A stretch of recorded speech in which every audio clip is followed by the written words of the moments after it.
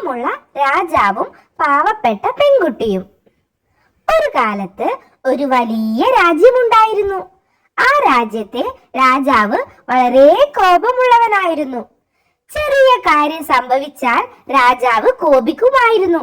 അതുകൊണ്ട് എല്ലാവർക്കും രാജാവിനെ ഭയമായിരുന്നു. ആ രാജ്യത്തെ ഒരു പാവപ്പെട്ട പെൺകുട്ടി താമസിച്ചിരുന്നു. അവളുടെ പേര് മീനു. മീനു വളരെ നല്ല മനസ്സുള്ള കുട്ടിയായിരുന്നു. അവൾ എല്ലാവരോടും സ്നേഹത്തോടെ പെരുമാറും.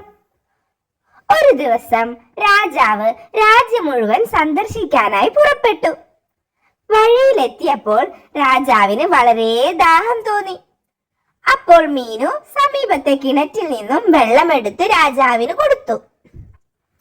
വെള്ളം കുടിച്ച രാജാവ് ചോദിച്ചു, "നിനക്ക് എന്നെ ഭയം തോന്നുന്നില്ലേ?"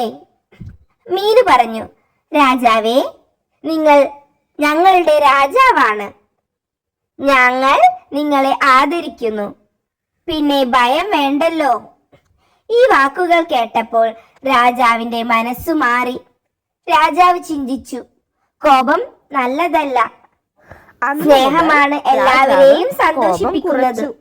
ജനങ്ങളെ സന്തോഷത്തോടെ ഭരിച്ചു. മീനുവിന് അവളുടെ കുടുംബത്തിനും രാജാവ് സഹായം നൽകി. ഗുണപാഠം: സ്നേഹവും നല്ല മനസ്സും കോപത്തെ മാറ്റുക തന്നെ ചെയ്യും.